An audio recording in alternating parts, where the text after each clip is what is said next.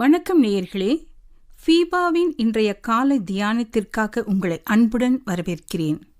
பீபா நேயர்களுக்கு அன்பின் வாழ்த்துக்களை தெரிவித்துக் கொள்கிறேன். இந்த நாளிலும் மார்க் எழுதின சுவிசேஷம் 14வது அதிகாரம் 66வது வசனத்திலிருந்து 72வது வசனம் வரைக்கும் நாம் தியானிக்க இருக்கிறோம்.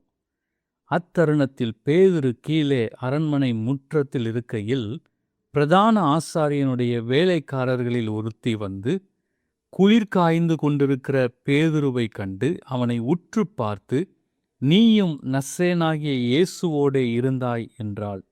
அதற்கு அவன், நான் அறியேன், நீ சொல்லுகிறது எனக்கு தெரியாது என்று மறுதலித்து வெளியே வாசல் மண்டபத்திற்கு போனான். அப்பொழுது சேவல் கூவிற்று.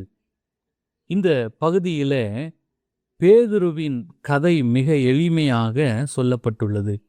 2 முறை வேலைக்கார பெண்மணி மூலமாகவும் 1 முறை பார்வையாளர் மூலமாகவும் நெருக்கப்பட்ட பேதுரு தனக்கு எதுவும் தெரியாது என்று உண்மையை மறைக்கிறார். பின்னர் இயேசுவின் சீஷர்களுள் இருந்ததை மறுக்கிறார் மற்றும் தனக்கும் இயேசுவுக்கும் உள்ள தொடர்பையும் மறுக்கிறார்.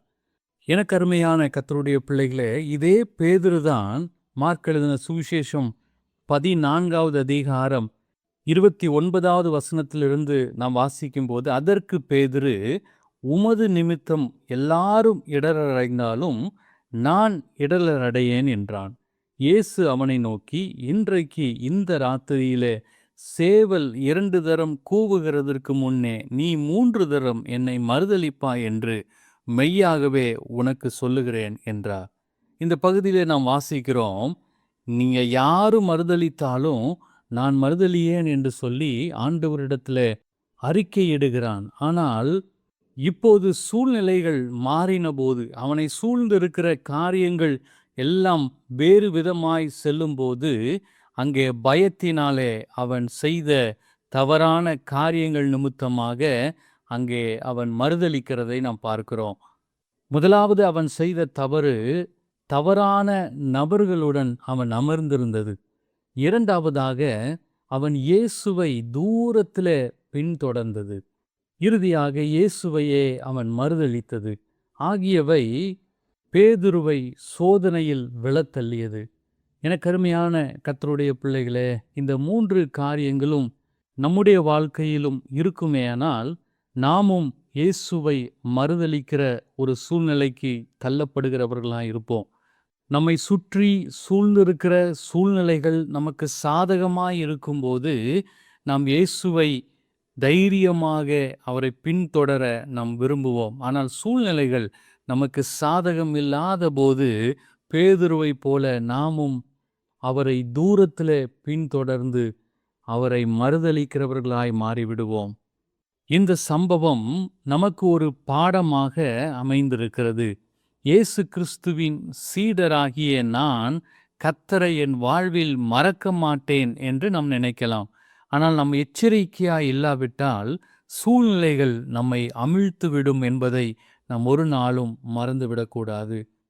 எனக்கு அருமையானவர்களே, அப்போஸ்தலனாகிய பேதுரு இங்கே 3 முறை ஆண்டவரை மறுதலித்தாலும் அவன் மீண்டும் ஆண்டவரிடம் மனம் திரும்பினான் என்பதையும் நாம் இந்த பகுதியிலே பார்க்கிறோம். சேவல் 2 தரம் கூவுகிறதற்கு முன்னே நீ என்னை 3 தரம் மறுதலிப்பாய் என்ற இயேசுவின் கணிப்பை நினைவு கூர்ந்து பேதுரு மிகவும் மனம் கசந்து அழுதான். ஒரு வாய்ப்பு கிட்டிய பேதுருவுக்கு யூதாசை போல் அல்லாமல் மீண்டும் ஆண்டவரிடம் திரும்பினான்.